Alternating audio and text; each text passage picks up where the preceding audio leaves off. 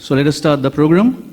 Good afternoon, everyone. And at the outset, let me extend a heartfelt welcome to everyone who has assembled here to witness this community outreach program on biodiversity conservation, lecture and audio-visual presentation by Mr. Dhritiman Mukherjee, jointly organized by Nature Club, University of Calcutta and Science City, Kolkata, in association and with support of Rotary Club of Calcutta, Jadavpur. সম্মানীয় অতিথি, শ্রদ্ধেয় শিক্ষিকা, শিক্ষক, ছাত্রছাত্রীরা এবং উপস্থিত সকল প্রকৃতিপ্রেমী বন্ধুরা, nature club university of Calcutta আর সায়েন্স সিটি কলকাতার পক্ষ থেকে জানাই আন্তরিক স্বাগত। মাত্র 2 মাস আগে 5 জুন ওয়ার্ল্ড এনভায়রনমেন্ট ডের প্রোগ্রাম, সেই উপলক্ষে nature club university of Calcutta আর সায়েন্স সিটি কলকাতা একসঙ্গে একটি অত্যন্ত মনোজ্ঞ এবং ব্যতিক্রমী প্রোগ্রাম আমরা এখানেই অর্গানাইজ করেছিলাম সাফল্যের সঙ্গে, এবং সেই সুন্দর সহযোগিতার ধারাবাহিকতাতেই আজ আমরা আমাদের দ্বিতীয় প্রয়াস আপনাদের সামনে তুলে ধরার চেষ্টা করছি। কিন্তু আজকের এই বিকেলটা একটু অন্যরকম, কারণ আজ আমরা শুধু প্রকৃতিকে নিয়ে কথা বলতে আসিনি, আজ আমরা প্রকৃতিকে নতুন করে দেখতে এসেছি এবং সেই দেখার মাধ্যমে চিনতে, বুঝতে এবং অনুভব করতে এসেছি। আমরা এমন একটা সময় বাস করছি যেখানে বায়োডাইভার্সিটি রক্ষা বলা যায়, বন, বন্যপ্রাণ সংরক্ষণ এবং পরিবেশের প্রতি আমাদের যে দায়বদ্ধতা, সেটা শুধু বিজ্ঞানীদের আলোচনার বিষয় আর নয়, সেটা আমাদের প্রত্যেকের জীবনের সঙ্গে ওতপ্রোতভাবে জড়িয়ে থাকা একটা প্রশ্ন। আর সেই প্রশ্নকে যদি ছবির মাধ্যমে মানুষের কাছে পৌঁছে দেওয়া যায়, তাহলে সেই ছবি কিন্তু শুধু ছবি থাকে না, সেটা হয়ে ওঠে একটা গল্প, একটা বার্তা, কখনো কখনো একটা সতর্ক বার্তা। তো আজকের এই অনুষ্ঠান সেই গল্প শোনারই একটা সুযোগ। তো আবার সমস্ত অতিথিদের স্বাগত। আজকের এই বিশেষ অনুষ্ঠানে আমাদের মধ্যে উপস্থিত রয়েছেন অত্যন্ত সম্মানীয় কয়েকজন অতিথি। আমাদের মধ্যে উপস্থিত রয়েছেন সায়েন্স সিটি কলকাতার ডিরেক্টর শ্রী প্রমোদ গ্রোভার, স্যার আপনাকে জানাই আন্তরিক স্বাগত। আমাদের মধ্যে উপস্থিত রয়েছেন ইউনিভার্সিটি অফ ক্যালকাটার মাননীয় উপাচার্য প্রফেসর আশুতোষ ঘোষ।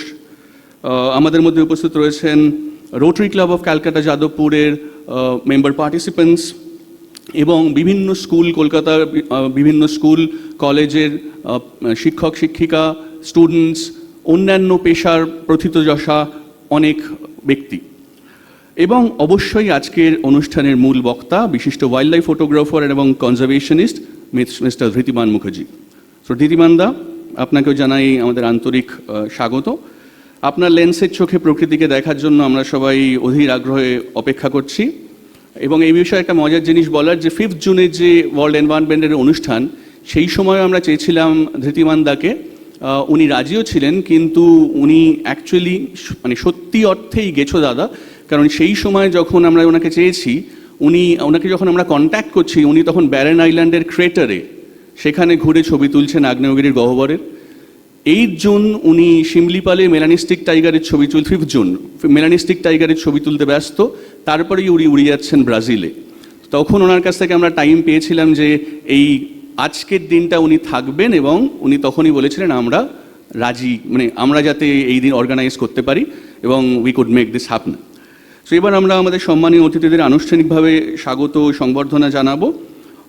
আমি অনুরোধ করব science city Kolkata director Shri Pramod Grover sir, আমাদের ভাইস চ্যান্সেলর ক্যালকাটা ইউনিভার্সিটির প্রফেসর আশুতোষ ঘোষ এবং ধৃতিমান বাবুকে মঞ্চে আসার জন্য। Thank you sir.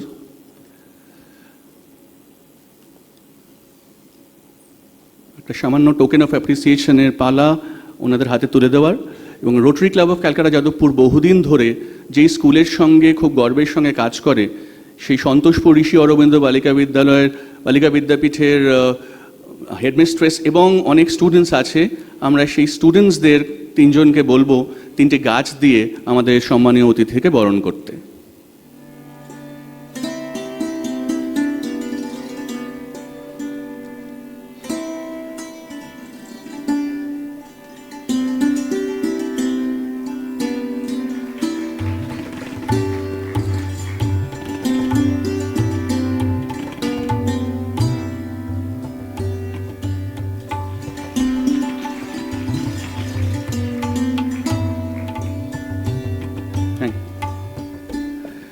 এবার আমি অনুরোধ করব science city Kolkata director Shri Pramod Grover আমাদের উদ্দেশ্যে তার স্বাগত বক্তব্য রাখার জন্য। This is the second program which we are going to have today, and the first we had on the June 5th, right? That was the Environment Day, and that program was so successful that we are bound to have this collaboration again with the Calcutta University. So, firstly, I welcome Dhritiman Mukherjee, who is here with us. I will call him a nature lover, you know, and science and nature have a very close relationship. Like whenever you want to study science or learn science, you have to look at the nature, and that he has been doing, you know, and definitely we are here to listen to him basically.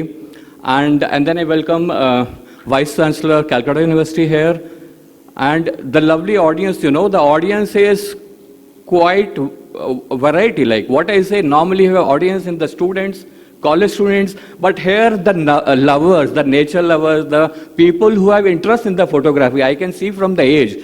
So that is there, that age doesn't matter. If you have a passion, you are always interested, and that's why we are here to organize such programs which will help you.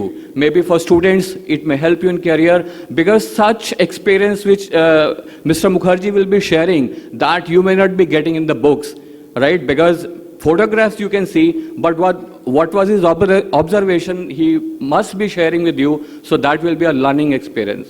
So I thank you, even the Nature Club, you know, that is very active, and the Rotary Club, who are here, I welcome them.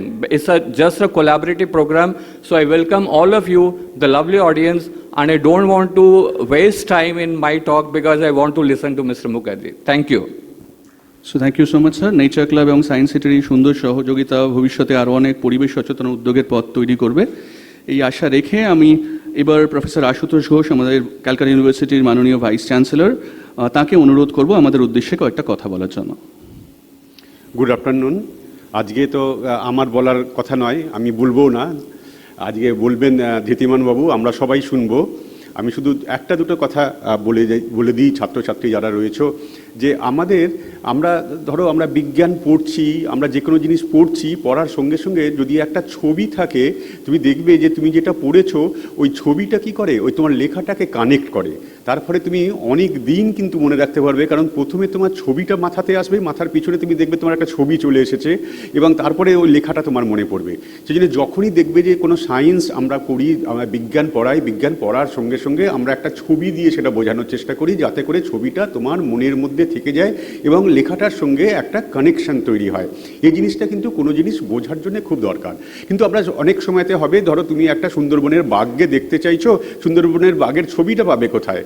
এবার ভাবো, তাহলে তোমাকে সেই ছবিটা তুলতে হবে। যারা এই ছবিটা করে, যারা এই কঠিন কাজটা করে, এই কাজটা কিন্তু খুব কঠিন। তোমাকে জলে জঙ্গলে সব জায়গাতে ঘুরে ঘুরে ঠিক পজিশানে তুমি যে জিনিসটা ছবি তুলতে চাও, সেই ছবিটা তোমাকে তুলতে হবে। যারা তোলেন তাদের মধ্যে অবশ্যই ধৃতিমানবাবু এখন পৃথিবী বিখ্যাত এই সমস্ত ছবি তোলার ব্যাপারে।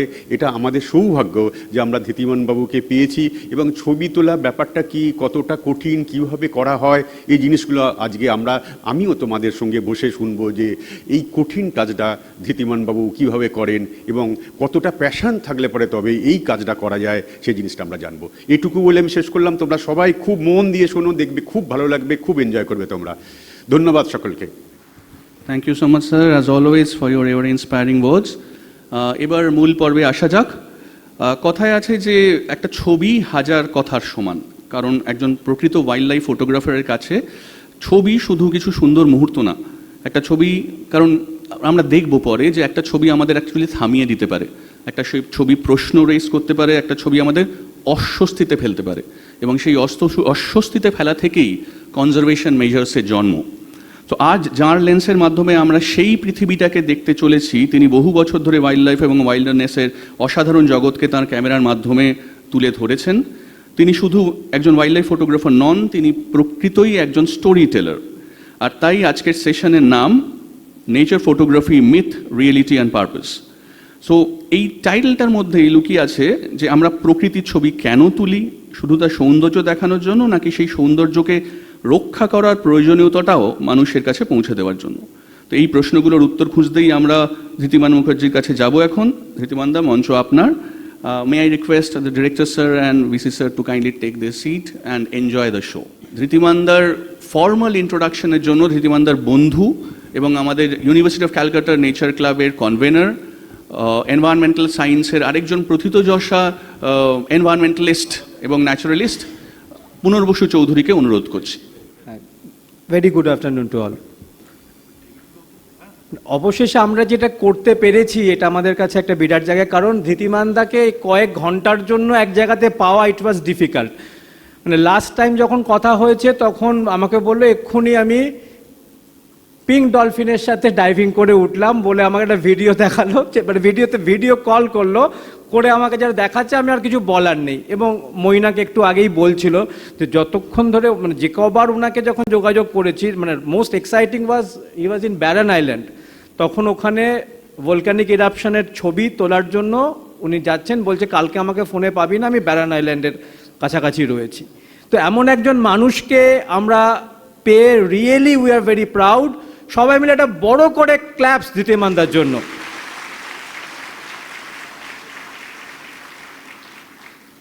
আমি আর একটু ফর্মালি একটু ইন্ট্রোডিউস করাতেই হবে, তারপরে তো পুরো ব্যাপারটাই ধৃতিমানদা করবে। ধৃতিমানদা কিছুতেই বলতে চাইছিল না ব্যাকগ্রাউন্ডটা, তো আমি বললাম যে এখানে অনেকেই ধৃতিমানদার সম্পর্কে সেইভাবে অত ডিটেলসে জানে না, কিন্তু একটা মানুষ পৃথিবীর কোন কোন হ্যাবিটেটে গিয়ে কাজ করেনি সেটা একটু জানা দরকার। So one of the most accomplished nature, wildlife and conservation photographers, Dhritiman Mukherjee, is an explorer and wanderer. In the last 26 years, he had pushed his limits as a photographer to do the work that is compelling as well as successfully essential. He is purely a field guy and he spent 300 days in a year in the wild. Dhritiman has worked on vast species and habitats in more than 55 countries in the world. Especially, he worked extensively in India. He had trekked in the highest reaches of Himalayas in search of the exclusive snow leopard, spending years trekking down the brown bear.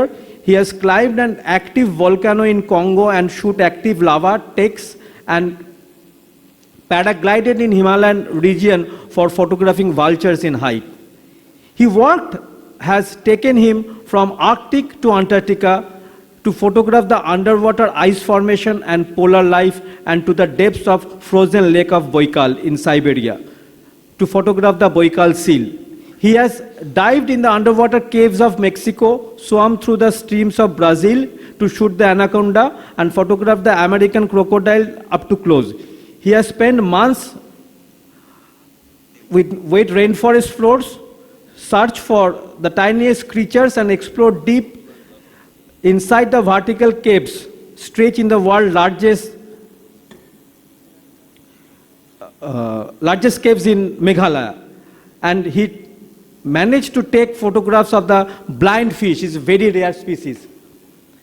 He has won innumerable awards for his vibrant images, including NHM WPY Award, Nature's Best DG MPC Award. But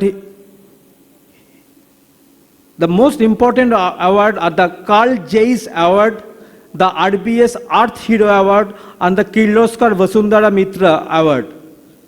He is the jury member of Wildlife Photographers for the Year by Natural History Museum of London since 2022, and 6th National Award for Photography by Government of India. Recently, he has started filming, and at last 6 years, he has directed and made more than 70 short and medium films. He has co-authored the book of Magical Biodiversity of India and Land of Mosaics. Now, he is an ambassador of Round Glass Sustenance and Sony Explorers. This is a very short introduction, and I'm not taking any moment from him. I'm offering the mic to Dhritimanda because আমার অনেক কিছু বলার আছে, কারণ ওর সাথে আমার সম্পর্ক প্রায় 30 বছরের এবং অনেক ছোটবেলায় আমরা একসাথে অনেক ফিল্ড ওয়ার্ক করেছি। আজকে কুশলদার কথা খুব মনে হচ্ছে। তো আমরা একটা করজোড়ে হাততালি দিয়ে ধৃতিমানদাকে ওয়েলকাম জানাবো। আবার ধৃতিমানদা প্লিজ।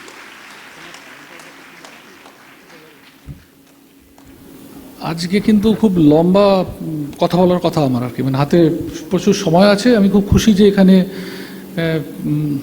মানে যে জন্য আমার আশা তার প্রধান অন্যতম এবং মেইন কারণ হচ্ছে স্টুডেন্টস, মানে আমাদের ইয়াং মাইন্ডস। কারণ এটা আমার জন্য খুব মানে আমার জন্য ইন্টারেস্টিং, আমার জন্য খুব লুক্রেটিভ যে I can interact with the young minds, মানে যারা আমাদের দেশের ভবিষ্যৎ। এবং জেনারেলি মানে আমি স্টেজে আসতে একদম পছন্দ করি না, আমাকে আসতে হয় অনেকবারই এই বিভিন্ন কারণের জন্য। এবং আসার যে কারণটাই থাকে সেটা হচ্ছে যে if I get a chance to connect with mainly students and policy makers, তার কারণটা আমি আমার মানে নেক্সট ছবির মধ্যে দিয়ে মানে আমি যে সমস্ত স্টোরি শেয়ার করছি তার মধ্যে বোঝা যাবে কেন আমি কি চাই, কি করতে চাই, সেটা আসবে। But young minds are really lucrative for me, যে আমি এখানে আমি কালকে রাত্রে ব্রাজিল থেকে ফিরেছি, আগামীকাল বেরিয়ে যাব, এই সময়টা রাখাই হচ্ছে ওই কারণে, মানে এটা আমার জন্য এটা ইন্সপিরেশনাল। আমার শুরু করার আগে ডেফিনেটলি আমার ডিসক্লেমার থাকে, কারণ এইটা জেনে নেওয়া বুঝে নেওয়া খুব জরুরি যে আমি কিন্তু কোনো অথরিটি নই, আমি জাস্ট একজন ফটোগ্রাফার, আমি নেচারে ঘুরে বেড়াই, আমার কিছু এক্সপিরিয়েন্স আছে যেহেতু আমি সবসময় ফিল্ডে থাকি। এবং আমার মনে হয় যেটা আমি এনজয় করছি এবং যেটা আমি শিখছি সেটা যদি আমি শেয়ার করতে পারি সেটা আমার জন্য ভালো লাগবে, ভীষণ ইম্পর্টেন্ট। এবং এর ফিলোসফিটাও বোঝাটা খুব ইম্পর্টেন্ট যে আমি যেটা শেয়ার করছি এটার সঙ্গে সবার এগ্রি হতে হবে এমন কোনো কথা নেই কিন্তু, মানে যার মনে হচ্ছে যে এটা ঠিক নয় তাহলে সেটা ঠিক নয়, যদি মনে হয় ঠিক তাহলে ঠিক। মানে মানে স্টুডেন্টদের জন্য প্রথমে বুঝে নেওয়া উচিত এই প্রথমত অথরিটেরিয়ান মাইন্ড থেকে বেরিয়ে আসা উচিত। অথরিটি বলে কেউ কিছু হয় না, definition is always a limitation. যখনই আমরা কিছু ডিফাইন করি আমাদেরকে লিমিট করি, তো সেই জন্য এখানে আমার কাজ হচ্ছে শুধুমাত্র শেয়ার করা। আমি কাউকে না কোনো গাইড করছি না ডিরেক্ট করছি, কিছু না, আমি শুধু শেয়ার করছি। If you like it, if you agree with it, you can take it, otherwise you can ignore, it is absolutely fine. এবং ইন এনি কেস আমি যে ফিল্ডে কাজ করি সেটা একটা কোয়ালিটেটিভ ফিল্ড, মানে ছবি হয় না, আমি ডকুমেন্টারি ফটোগ্রাফি করি, তাই না? এই ছবি ভালো খারাপ বলে কিছু হয় না, এবং সেটা আমাদের যে কোনো কোয়ালিটেটিভ ফিল্ডের লোকেদের এটা বুঝে নেওয়া উচিত যে কে ডিফাইন করবে কোনটা ভালো, কে ভালো, আমি ভালো না, কে খারাপ, এই ছবি ভালো না, কোনো ডেফিনেশন হয়ও না, কোনো প্যারামিটারও নেই। সুতরাং ওই রুটটা নেওয়ারও দরকার নেই, যে ভালো খারাপের রুটটা ইম্পর্টেন্ট নয়।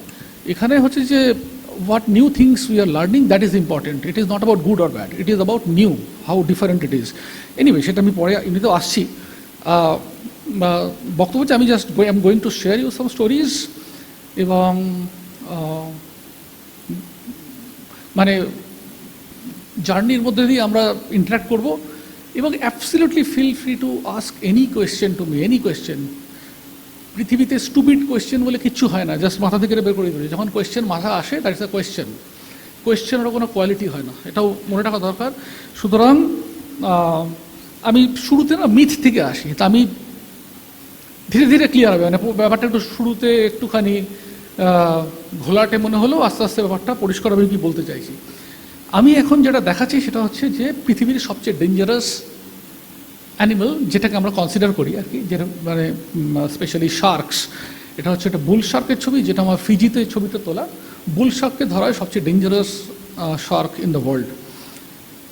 এবং ওই হিউম্যান ক্যাজুয়ালিটির নাম্বারের উপর ডিপেন্ড করে যে কত লোক মারা গেছে এর হাতে অ্যাটাক হয়ে সেই। এবং সেকেন্ড হচ্ছে গ্রেট হোয়াইট, এবং এদের দুজনের মধ্যে একটা কম্পিটিশান আছে যে প্রথমে হয়তো গ্রেট হোয়াইট, কেউ বলে প্রথমে গ্রেট হোয়াইট হচ্ছে যে কিনা যে শার্কটা ছিল জজে যে শার্কটা দেখানো হয়েছিল সেটা হচ্ছে গ্রেট হোয়াইট, খুব সাইজে খুব বড় এবং প্রচুর অ্যাটাক হয়। নাম্বার 3 হচ্ছে এই টাইগার শার্ক, গায়ে স্ট্রাইপ দেখা যাচ্ছে টাইগারের মতো, সেই জন্য এর নাম টাইগার শার্ক। এটা ওই ডেঞ্জারাস লিস্টের নাম্বার 3। এটার নাম হচ্ছে ওশেনিক হোয়াইট টিপ, ফিজিতে ইজিপ্টে রেড সিতে ছবিটা তোলা, খুব স্কিটিশ, সারফেস ফিডার, স্ক্যাভেঞ্জিং করে, এবং এদেরও হিউম্যান অ্যাটাকের প্রচুর রেকর্ড শোনা যায় আর কি। দেন হ্যামারহেড, গ্রেট হ্যামারহেড, এটাও বাহামাজের ছবি, এদেরও সেরকম হিস্ট্রি রয়েছে। লেমন শার্ক দেখতে ভয়ানক, বা এদের প্রচুর হিউম্যান অ্যাটাকের হিস্ট্রি তেমন নেই, বাট যেহেতু খুব স্কেয়ারি দেখতে, তো অনেক সময় আমরা মনে করি যে দেখে মনে হচ্ছে না খুব ডেঞ্জারাস শার্ক। এবং এই শার্কের ছবি কিভাবে তোলা তার একটা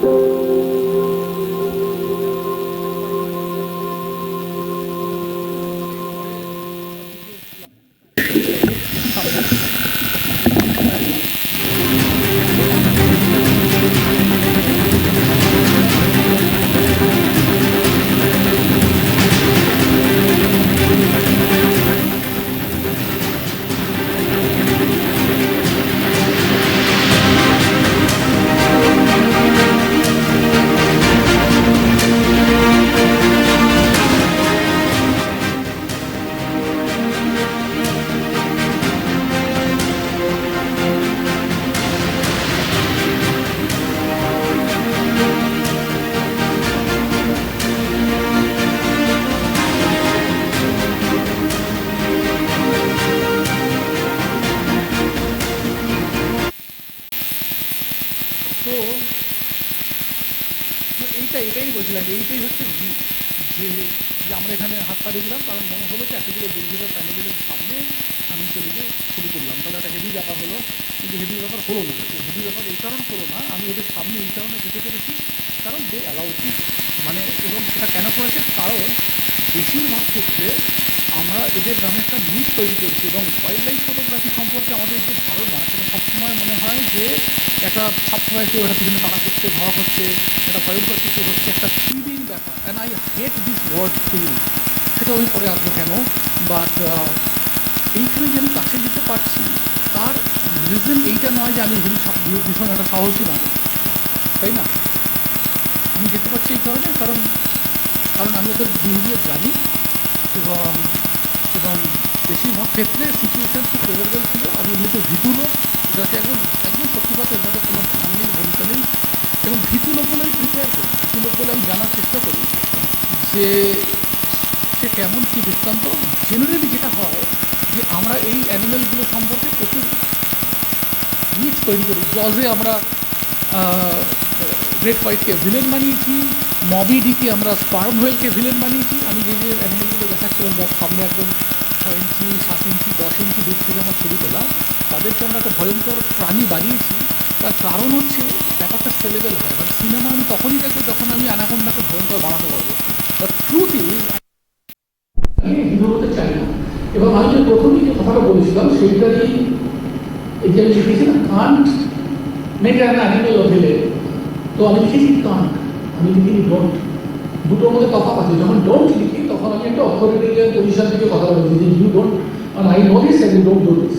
So now I am putting myself in authoritarian position. Now I am saying I can't. It is my opinion. This is my thought process.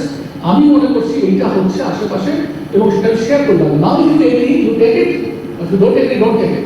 মানে এখানে এগেইন মানে আমি কোনো অথরিটি নেই এটা বলার জন্য। এটা হচ্ছে আমার ফিলিং, অনুভূতি, রিয়েলাইজেশন, যে আমার মনে হয় যে আমরা এই সমস্ত অ্যানিমেলকে পরিচিত এমনই হয় না যে অ্যাটাক হয় না, হয় অ্যাটাক তো হয়, বাট নাম্বারটা কিরকম হয়, যেরকম শার্ক অ্যাটাকে প্রত্যেক বছর সারা পৃথিবীতে 15 জন মতো লোক মারা যায়, তার মধ্যে প্রচুর মিস্টেক, মাটি, ওয়াটার, ভুল শার্ক যেরকম এস্টুয়ারিতে বেশিরভাগ সময় থাকে, মানে খোলা জল, সেখানে দেখতে পায় না, অন্য প্রে ভেবে মানুষকে অ্যাটাক করে বা মারে। একটা দুটো ইনসিডেন্ট হয় না, তা হয়, বাট নাম্বারটা এত নিগলিজেবল যে ওইটা থেকে আমরা কনক্লুশন ড্র করতে পারি না যে এটা সবচেয়ে ডেঞ্জারাস। মানে যে পরিমাণ লোক সারা পৃথিবীতে এক বছরে মারা যায়, সেই তার থেকে বেশি লোক রোড অ্যাক্সিডেন্টে মারা যায় একদিনে একটা শহরে। তো সুতরাং আমার মনে হয় যে আমরা সেক্ষেত্রে প্রচুর অবিচার করছি অ্যানিমেলগুলোর জন্য, যে কারণে আমরা ওই একটা ওই ভিলেন বানিয়ে যখনই আমরা একটা ওই ন্যারেটিভ ক্রিয়েট করেছি ওয়াইল্ড লাইফ সম্পর্কে, তখনই আমাদের ওই স্টোরি যে ম্যান ভার্সেস ওয়াইল্ড আমরা অনেক শো দেখেছি, যেখানে ওই ম্যান ভার্সেস কেন, মানে এইখানে আমরা নিজেদেরকে একটা আলাদা করে নেওয়ার চেষ্টা যে উইয়ার সেপারেট, মানে আমরা একটা আলাদা, মানে ওইটাই হচ্ছে গড সিনড্রোম, নিজেদেরকে একটা অথরিটেটিভ জায়গাতে বসিয়ে নেওয়া যে অ্যানিমেল আমরাও অ্যানিমেল, ওরাও অ্যানিমেল, সব we are just sharing the space. And most importantly যে আমরা না থাকলেও বাকিরা থাকবে, বাকিরা না থাকলে আমরা থাকবো কিনা ডাউট আছে না। আমরা মোস্ট ক্যাটাস্ট্রফিক স্পিসিস আমরা যত ড্যামেজ নিজেরা করেছি সেটা অন্য অ্যানিমেল এত করে না, তারা ওদের মতো চলতে আমাদের প্রসেসটা যে কারণে এইটার বোঝানো জরুরি। এবং ট্রুথ হচ্ছে যে we kill more than 100 million sharks per year, 100 million শার্কের বেশি আমরা মারি, মানে 15 ভার্সেস 100 মিলিয়ন। 15 জন মানুষ শার্কের কামড়ে মারা যায়, 100 মিলিয়ন শার্ক আমরা মারি। Now it is a very clear statistic who are more dangerous, and obviously we are the most dangerous animal on planet Earth. এবং আমি বুঝতে পারি শার্কের কি পরিমাণ হান্টিং হয় শুধুমাত্র শার্ক ফিনের জন্য, মানে ফিনটাকে নিয়ে পুরো শার্কটাকে সমুদ্রে ফেলে দিল, যেহেতু ফিনের শার্ক ফিন স্তূপ হয় এবং তার ভীষণ ডিমান্ড রয়েছে, যে কারণে শার্কের নাম্বার প্রচুর অনেক জায়গা থেকে ডাউন হয়ে গেছে। তো basically point is wildlife photography is not about thrill, it is a different story. It is all about the knowledge we gain from the nature. So as a wildlife photographer আমার duty যেটা আমি পাচ্ছি সেটা আমি share করছি, that's it. এইটা হচ্ছে যে এই যে যেহেতু এখানে অনেক স্টুডেন্টস আছে, তো আমার ওই জন্য আরও কয়েকটা জিনিস শেয়ার করার মন ছিল, মন আছে আর কি, যে আমরা শুধুমাত্র এই অ্যানিমালকে ভিলেন বানাই তাই নয়, আমরা আমাদের দৈনন্দিন জীবনে অনেক কিছুকে ভিলেন বানাই, অনেক সিচুয়েশনকে ভিলেন বানাই। এই যে আমি বলছিলাম যে ওয়াইল্ড লাইফ ফটোগ্রাফিতে আমার ন্যারেটিভ কীভাবে আমরা সেট করি, এটা আমরা কেভ এক্সপিডিশনের ছবি, আমি এটাকে কীভাবে ডিসক্রাইব করতে পারি যে একটা ভয়ঙ্কর ডিফিকাল্ট একটা ভার্টিক্যাল কেভ, যেখানে কেউ কোনোদিন যায়নি, প্রচুর স্লিপারি ডিফিকাল্ট ক্লাইম্বিং, ভেতরে এটা হচ্ছে তো উল্লাবাবুর একটা কেভ, যেটা আমি গিয়েছিলাম এক্সপ্লোর করার জন্য। ওটা ফার্স্ট ইন্ডিয়ান এক্সপিডিশন ছিল, এবং দেখছি এর একদম ভার্টিক্যাল প্রায় 600 ফুট আমাদের রোড ফিক্স করতে হয়েছিল। যে ওয়াল খারাপ করে জল ভীষণ সাপোর্টিং কাছে, তো ব্যাপার হচ্ছে যখন আমি এই ডিফিকাল্টিসকে এক্সপ্লেন করি যে কতটা ডিফিকাল্ট ছিল, এই ডিফিকাল্টি এক্সপ্লেন করার মধ্যে ওইটাও একটা স্টাইল, যে সিচুয়েশনকে আমি একটু ভিলেন বানিয়ে নিলাম, যে দেখো একটা ভয়ঙ্কর ডিফিকাল্ট সিচুয়েশন, আমি সেটাকে নেগেটিভ করছি বেসিক্যালি হিরো মানে সিচুয়েশনটাকে কম্পেয়ার করে। যখন আমার ইন্টারেস্ট অনেস্ট হবে তখন মানে আমি বলি ডিফিকাল্ট ওয়াল, আমি বলি একটা 90 degree wall, that is scientific statement. Difficult wall বলা মানে হচ্ছে যে আমি আমার সাথে ওই ওয়ালের রিলেশনটাকে বলি, হতে পারে আমার জন্য ডিফিকাল্ট, হতে পারে তোমার জন্য easy, this is a relative ব্যাপার না। তো ওখানে আমি এর মধ্যে একটা ভেতরে দাঁড়িয়ে পড়েছি, ওখানে জাস্ট জল লাইফ আছে সেটা জানার জন্য। তো মেঘালয়টা হাজার হাজার কেভ আছে, প্রচুর কেভ এক্সপ্লোর হয়নি, আন্ডার ওয়াটার কেভ রয়েছে, এবং এই কেভে তো এই কেভে যে কারণে যাওয়া সেটা হচ্ছে যে লাইন ছিল, এটা 2019-এ ডিসকভার হয়েছিল। এইটা আমার একটা আলাদা কেভ, এইটা যদি এখন এইটা না ভিনপুরলা, এটা যেমন আগে যে আমি কেভ এক্সপিডিশন মেঘালয় দেখাচ্ছিলাম, আমি এটা কেভ গিয়েছিলাম 27 কিলোমিটার লং, উমলাদা 500 ফিট ডিপ, তারপরে আবার তার ভেতরে আরো 1 কিলোমিটার ভেতরে যাওয়া লাগে। This is 100 metre deep cave, এবং এইখানে প্রচন্ড সাফোকেটিং, এবং আই কুড ব্রিথ। অ্যাকশন গেল ওইখানে, কিন্তু লম্বা বিশ্বাসের কষ্ট হয়নি। এইখানে I was working on that, এবং সেখানে বিশ্বাস নিতে পারছিলাম না, বারবার আমি খালি মানে ছবি নিচ্ছি, জামা কাপড় পরে আমার বাইরে আসছি, এসে বিশ্বাস নিয়ে আবার দৌড়ে ঢুকছি, মানে খালি একটু ছবি তুলে বিশ্বাস নিতে পারছি না, কষ্ট হচ্ছে, আবার আসছি, আবার যাচ্ছি। নাও এগেইন, সো স্টোরিটা কিসের? স্টোরিটা ওই আমার বিশ্বাস না নেওয়ার গল্প, নাকি মানে যে আমি একটা হিরো তার গল্প, নাকি দিস ইজ ইনফরমেশন যে একটা 100 মিটার কেভেও অক্সিজেনের কম থাকতে পারে, আবার 27 কিলোমিটারতেও অক্সিজেন থাকতে পারে, এবং তার একটা বড় রিজন হচ্ছে যে যদি ময়েশ্চার কন্টেন্ট প্রচুর বেড়ে যায় তখন এই ঘটনাটা ঘটতে হবে। This is information. সো এই ন্যারেটিভ, আমাদের যে ন্যারেটিভ, ছোটবেলা থেকে আমাদের এটা প্রকৃতি থেকে শেখা উচিত যে story is not about us, it is about nature.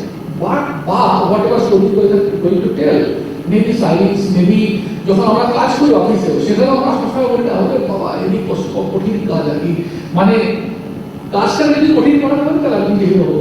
আমি স্পিকিং অনেক সময় আমরা এই অনেক সময় বলি স্মলে বা ছবি দিয়েছি, একটা ভয়ঙ্কর ঠান্ডা, মানে দেখা যাচ্ছে না কি ভয়ঙ্কর ঠান্ডা, এখানে তো আমার statement okay -25 degree, this scientific statement. সেটা আমার কষ্ট হয়েছিল কি হয়নি, ডিফারেন্ট স্টোরি। যদি কষ্ট হয় মানে আমি প্রিপেয়ার করি, মানে আমি ঠিক মতো পোশাক করে যাই, সেটা হচ্ছে ব্যাপার। এমন নয় যে বা আমি চড়াই ঘাট থেকে হাঁপিয়ে যাচ্ছি, সেটা আমার ফিজিক্যাল প্রবলেম, মানে I am not prepared. It is not a story of a hero যে এত ডিফিকাল্ট জায়গার মধ্যে।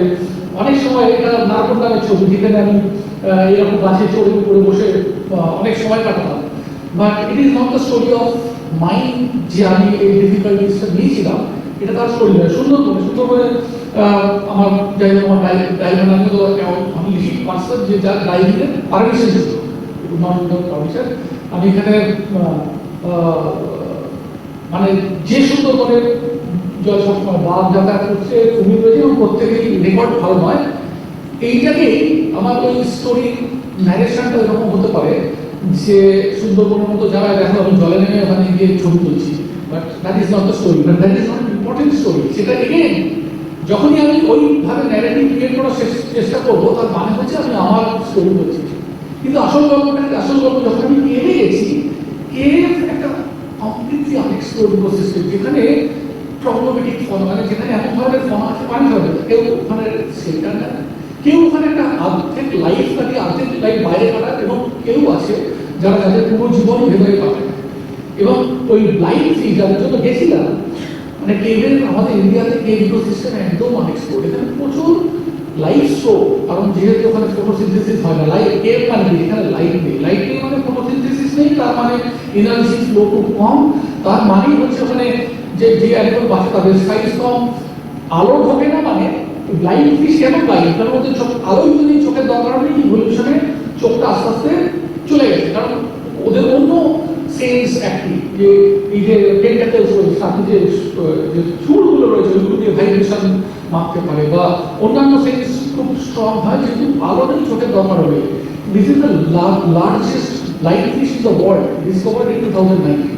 তো মজাটা হচ্ছে ওইটা নতুনকে জানা, মানে আমি বলছি মাইন্ডসেটটা এইটা, যে আমি একটা কিছু করে দেখালাম এইটা মাইন্ডসেট নয়, আমি একটা দারুণ জিনিস জানতে পারলাম, that is much greater feel, much greater goal, যে I am a blessed person, যে কিনা এই একটা হ্যাবিটাটে পৌঁছে আমি এই ব্লাইন্ড ফিশকে দেখার সুযোগ পেয়েছি। তো সেইটা অনেক অনেক বেশি ইন্টারেস্টিং আমার জন্য, যে হাউ, দেখো আমাদের হ্যাপিনেস, আমাদের খুশি হওয়ার রিজন হচ্ছে নলেজ। যখন আমরা নলেজ পাই তখনই একমাত্র খুশি হয়।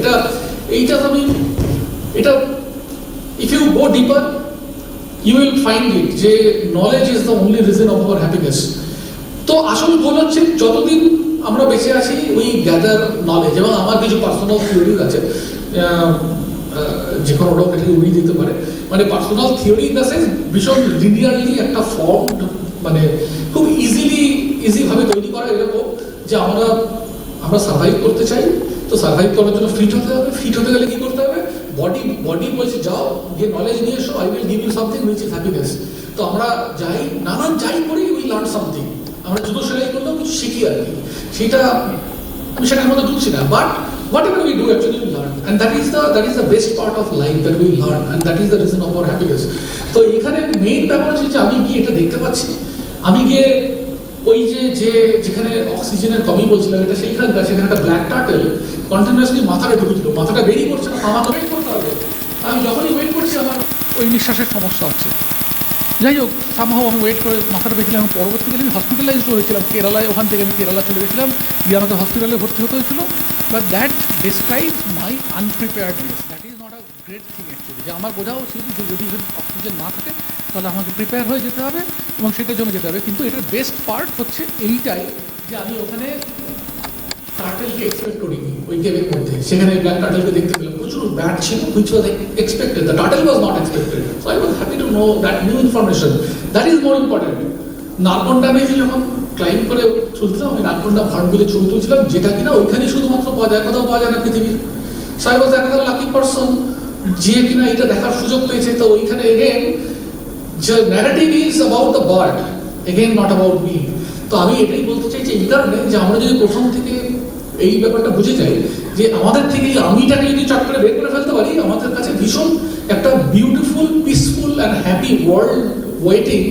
যেই আমি ফ্যাক্টরটা নেই, সেখানে না মারামারি আছে, না কম্পিটিশন আছে, না কোনো রকম পেইন আছে, শুধুমাত্র all we have is joy.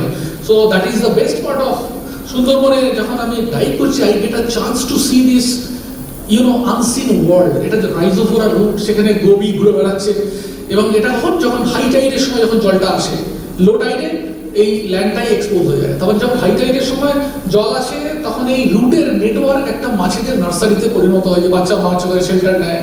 So that I get a chance to see this thing, that is the amazing part. It is not যে আমি একটা বাঘ বহুল অঞ্চলে দাঁড়িয়ে একটা হেভি কিছু করছি, এগেন সেটা ইম্পর্টেন্ট নয়। আমি এটা বারবার এগুলো বলছি এই কারণে যে আমাদের লাইফের সবচেয়ে বড় প্রবলেম হচ্ছে আমাদের ইগো, মানে যখনই আমরা আমিতে আটকে যাই আর কি, সেটা যেদিন বের করতে পারি, তাহলে অনলি পিস লেফট। এই সুন্দরবনে মানে জলে নামার সুযোগ, মানে যেটা বিউটি হচ্ছে যে I get a chance to C the jellyfish, মানে জেলিফিশ যেটা নিয়ে সমুদ্র থাকে, কিন্তু একটা সার্টেন পিরিয়ডে যখন জলের টেম্পারেচার বেড়ে যায় না, প্রচুর জেলিফিশ সুন্দরবনের ভেতরের দিকে, যেগুলো বন্ধ, যে ক্রিকগুলো এন্ড হয়ে যায়, তার ওখানে গিয়ে জমা হয়। তো এইটা আমি জলের মধ্যে থেকে, হ্যাবিটেট থেকে দেখার সুযোগ পাচ্ছি। That is something great. এটা লাদাখে ছবি, উইন্টারের সময়। তো এই সময় আমি আইস ড্রাইভিং ট্রেন্ডও নই, আমি একটা পোশাক কিনে জাস্ট আমি ওখানে দেখছিলাম। এটা উইন্টারে যখন এখানে -25 টেম্পারেচার আউটসাইড, এবং I was trying to see কে যখন পুরো জান্সকার বা ইন্ডাস রিভার জমে যায় সেখানে কি হচ্ছে। এখানে মোবাইল থাকে -25 টেম্পারেচার দেখা যাচ্ছে, আমি পাশে এটা জমা ইয়ের উপরে আর কি, আউটসাইড টেম্পারেচার। এবং এখানে এইটা গল্পটা নয় যে আমি যে কারণে এই সেট অফ ইমেজেসগুলো রেখেছি, গল্প এইটা নয় যে আমি ওখানে -25 দেখো জলের একটা হেরিটেজ করছি। গল্পটা হচ্ছে যে ওই জমা জলের নিচে ওই সময় অনেক প্রচুর অ্যালগি জমে যায়, এবং সেখানে ট্রাউট দিব্যি তারা ঘুরে বেড়াচ্ছে। I got a chance to see this, so that is more important, যে কিভাবে মাছ ওই জমে থাকা নদীর নিচে বেঁচে আছে, সেইটা হচ্ছে গল্প। এটা গল্প নয় যে আমি কিভাবে 25 ডিগ্রিতে সার্ভাইভ করলাম। এরকম অনেক কিছু আছে, but the simple conclusion is যে এই ছোটবেলা থেকে আমাদের শেখা উচিত যে ন্যারেটিভটা আমরা কি করবো। ন্যারেটিভে কি আমরা শুধুমাত্র নিজেদেরকে হিরো বানাবো, নাকি নেচারকে হিরো বানাবো, বা what ever we are cultivating. কেউ হিস্টোরিয়ান হতে পারে, কেউ সায়েন্টিস্ট হতে পারে। আমি হিস্ট্রিকে হিরো বানাবো, না সায়েন্সকে হিরো বানাবো, না নেচারকে হিরো বানাবো, নাকি আমি নিজেকে হিরো বানাবো। নিজেকে আমরা তখনই হিরো বানাই when we are insecure and we are small। যখনই আমাদের ওই লিমিটেশনটা থাকে না, তো আমরা ওই চেষ্টা করি। সেটা আমি এই ডিসকাশনে আগে যাচ্ছিও না, but that is a great topic though. But end of the day আমি মনে করি আমার যেটা করা উচিত না, সেটা হচ্ছে কোনো সিচুয়েশনকে ভিলেন বানিয়ে নিজেদের হিরো হওয়া উচিত না। That's it. সো মানে যেমন ফটোগ্রাফির আমার কনজারভেশনের গোল আছে, তো আমি এটাও একটা অ্যানাদার অ্যাডেড গোল, যেহেতু স্টুডেন্ট আছে সেই জন্য আমার বলার সুযোগটা ছাড়তে চাইলাম। নাও যদি আমি থ্রিল পছন্দ না করি, যদি আমি এইসব নাই করতে চাই, তাহলে আমি কি করি, মানে আমার কাজটা কি? এবার মজা হচ্ছে, যখন ফটোগ্রাফি শুরু করেছিলাম তখনও কিন্তু আমার মাথায় ওটাই ছিল যে ফটোগ্রাফার মানে একটা হেভি লাইফ, দুর্দান্ত লাইফ, অনেক কিছু হবে, অনেক কিছু দেখবো পাবো, একটা থ্রিলকে কেন আমি বলছি, কেন আমার নেগেটিভ এটা, যখনই আমরা খুব গভীরে গেলে যেটা বোঝা যায়, থ্রিল মানে হচ্ছে যে সামথিং রং হ্যাপেনিং। মানে একটা হাতি আমার পিছনে কখন তাড়া করবে, যখন আমি সেই হাতিটার পার্সোনাল স্পেসে ঢুকবো, মানে সেই হাতিটা ডিস্টার্ব। একটা হাতি তাড়া করছে, আমার কাছে ছবি আছে, সেই ছবিটা দেখানোর মানে হচ্ছে আমি হাতিটার সম্পর্কে যতটা না গল্প বলছি, আমি নিজের সম্পর্কে তার থেকে বেশি বলছি। কি বলছি? আমি এইটা বলছি যে আমি একটা বাজে লোক, যে কিনা হাতির পার্সোনাল স্পেসে ঢুকেছিলাম, যে কারণে হাতি আমাকে তাড়া করছে, বা আমার হাতির আন্ডারস্ট্যান্ডিং ছিল না, তবুও আমি তার পার্সোনাল স্পেসে ঢুকেছিলাম। অনেক সময় না এমন কি হয় না, যেরকম ঘটে, এরকম ঘটনা এরকম না, জানার সময় আমরা বা গন্ডার চার্জ করে বা হাতি চার্জ করে বা এরকম ঘটনা ঘটে, কিন্তু সেখানে আমাদের কন্ট্রিবিউশন থাকে। কিন্তু এই ন্যারেটিভটা কখনোই সত্যি নয় যে শুধুমাত্র মানে আমাদের কোনো ইনভলভমেন্টই এরকম ঘটে গেল, এটা জেনারেলি হয় না। তো যে কারণে আমি যদি ওইটাকে তাড়িয়ে দিই, আমি যদি বলি যে একটা হাতি তাড়া করছে, একটা শার্ক হাঁ করে খেতে আসছে, এটা একটা হেভি ব্যাপার, তার মানে I am inviting others to do also, because it's a good thing. আমি তাড়িয়ে দিচ্ছি বা আমি বলতে চাই সেটা হেভি ব্যাপার, তারপর অন্য লোকেরাও সেটা করতে চাইবে। এবার ভাবো যে সমস্ত লোক মিলে হাতিকে তাড়া করাতে চাইছে, সেটা কখন সম্ভব হবে? This is never a great thing. মানে কোনো animal is in stress and we are portraying ourself is not a great thing ever. তো সেই কারণে ফটোগ্রাফির জন্য thrill is a not great thing. Thrill cannot be the goal for photography.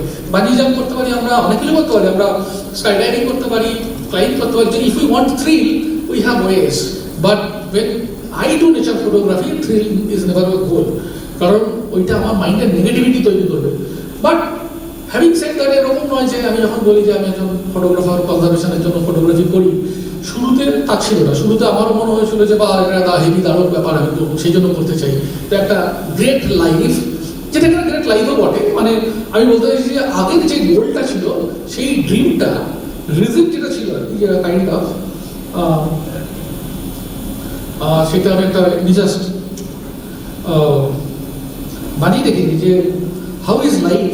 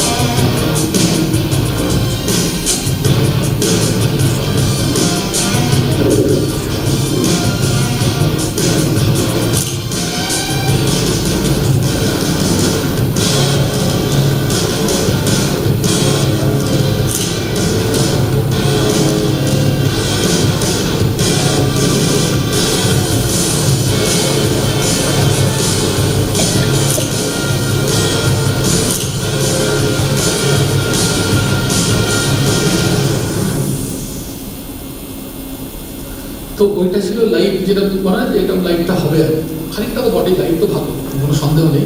But শুরুতে যখন রিজনটা ছিল যে এরকম হবে সেটার জন্য, পরবর্তীকালে এইটা কিন্তু ইভলিউশন হয়েছে আর কি, যে ফটোগ্রাফি ফর কনজারভেশন। যখন বলবো আমি তো মজা পাচ্ছি, সো মানে এখন আমি নিজের মজা যখন পাচ্ছি আমি কি কন্ট্রিবিউট করতে পারি সোসাইটির জন্য, তো তখন মনে হলো অনেক কিছু করা যায়। তো যেটা লেটার স্টেজে এসছে, যেখানে আমি মানে জানি শুরুতে যেটা বলছিলাম যে মিথ, যেখানে আমরা অ্যানিমালকে ভিলেন বানানোর চেষ্টা করছিলাম, কিন্তু রিয়েলিটি হচ্ছে যে it is all about exploring the natural world and share, and then the purpose is this to talk about conservation with the help of images, এবং এটা কীভাবে কাজ করে আর কি। তো এটা ইন্টারেস্টিং জিনিস যে যেটা আমাদের ভাইস চ্যান্সেলর বললেন না, যে ফটো ছবির একটা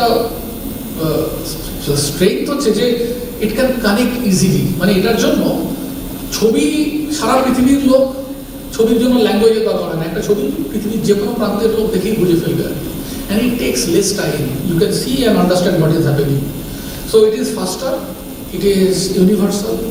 তো ছবির এই কানেক্ট করার যে এবিলিটি আছে সেইটা কাজে লাগানো, এবং কাজে লাগানোর কারণটা কেন I want to give you some example যে কিভাবে কানেক্ট করে। এটা হচ্ছে বৈকাল লেকের ছবি, আমি আসছি এখানে যারা বাচ্চারা আছো কেউ নারপা নাম শুনেছো? নারপা সম্পর্কে কেউ জানে? মানে যারা আমার আগে টকে আছে তাদের টকে গেছে তাদের জানতে চাইছে না, যারা যায়নি নারপা কেউ জানো? তো নারপা যদি না জানা থাকে, নারপা শুনে কি মনে হচ্ছে? নারপা শুনে মনে হচ্ছে একটা শব্দ যেমন না জানা থাকে, নারপা ইজ আ সাউন্ড। নারপা মানে আমি যদি একটা হিজিবিজি কিছু বলে দিলাম, sound because I no idea what is nerpa. তো নারপা আমরা জানি না, সুতরাং আমি যদি বলি যে নারপা বাঁচাও, it will create no sense. Nerpa কি তাই জানি না, তা বাঁচাবো না। তো নারপার সঙ্গে কি সম্পর্ক? তো nerpa is the fresh water seal, the only fresh water seal in the world. সেটা পাওয়া যায় কিনা লেক বৈকাল, বৈকাল সিলও বলে আর কি। তো আমি ওই নাম্পা সিল উপর কাজ করার জন্য উইন্টারের সময় গেছিলাম। এটা হচ্ছে লেক বৈকাল, যেটা কিনা biggest fresh water lake in the world, এবং এটা উইন্টারে জমে যায় 3 মিটার আইস, মানে থিকনেস, সার্ফেসের থিকনেস, এবং তার নিচে থাকে এই হচ্ছে নার্পা সিলের অ্যাডাল্ট নার্পা সিল, এবং ভীষণ সাই, কারণ রাশিয়াতে এদেরকে শিকার করা হতো এবং ওরা ভয় পায় এ পর্যন্ত, এদেরকে অ্যাপ্রোচ করা খুব ডিফিকাল্ট। তো আমি ভাবলাম যে উপর থেকে তো দেখতে পেয়েছি, তো নিচে গিয়ে ওদের সঙ্গে যদি আমি সুইম করে যদি ওদের জলের লাইফও দেখতে পাই তাহলে ভালো হবে, কিন্তু এরা এত সাই। অ্যাকচুয়ালি এর আগে আমি একটা ট্রিপে গেছিলাম যখন আমার নার্পা সিলের সঙ্গে, সেটা একটা অন্য স্টোরি, বাট খুব জিসটা হচ্ছে নার্পা সিল দেখার জন্য আমি যেতে চেয়েছিলাম, কিন্তু এক্সপেন্সিভ ছিল। আমি একটু সস্তা ট্রিপে চলে গেছিলাম, গিয়ে এমনই আমার মানে কি বলবো, আই ক্যানট সে, কপাল শব্দ ইউজ করতে চাই না, কোনো আনসাইন্টিফিক শব্দ আমার পছন্দ নয়। সামহাউ আমার সিনক্রোনাইজেশন এমনই হয় যে আমি তুলছিলাম আইস ফরমেশনের ছবি, আচমকা একটা কোথা থেকে একটা অ্যাডাল্ট নার্পা সিল আমার সামনে এলো, চলে গেল, যেন বলে গেল যে তুমি এসো, আমরা আছি। আমি 1 সপ্তাহের মধ্যে রাশিয়া ফিরে গেছিলাম, কোনো রকমের ফান্ড অ্যারেঞ্জ করে। সেটা দেখো, মানে আগে যখন আমি রাশিয়ায় ফিরে এসেছিলাম আমার ব্যাংকে 1000 টাকা ছিল আর কি, কিন্তু আমি 1 সপ্তাহের মধ্যে ফিরে গেছি এই ট্রিপের জন্য। না, আমার যেতে ধার ফার করে যেগুলো চলে গেছে। And this is the time যখন ওদের বাচ্চা হয়। তো বাচ্চাদের সব মজা হচ্ছে যে যেহেতু বাচ্চার বয়স 1-1.5 মাস, এদের কোনো আইডিয়া নেই, এদেরকে বাবা মা কখনো শেখায়নি যে আমরা সবচেয়ে dangerous animal on earth.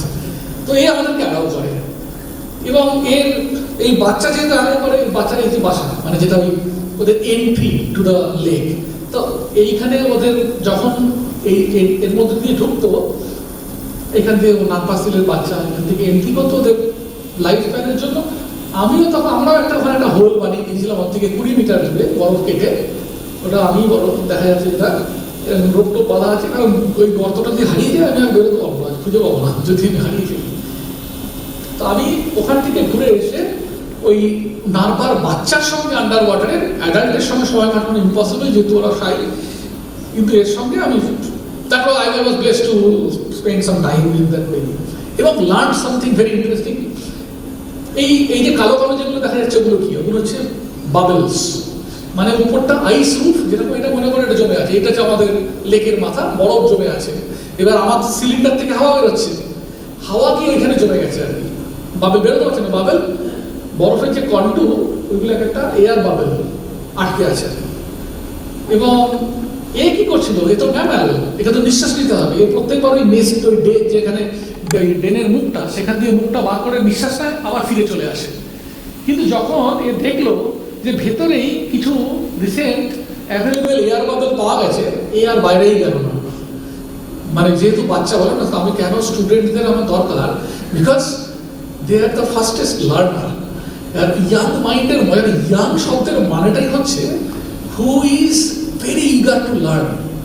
That is the definition of the, যদি কারোর বয়স 80 বছর হয় এবং if he is very eager to learn, is a young guy.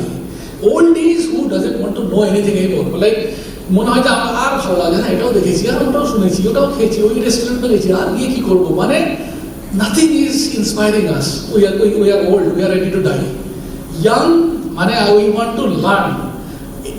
Lot of things are left which are inspiring us to learn and enjoy and make us happy.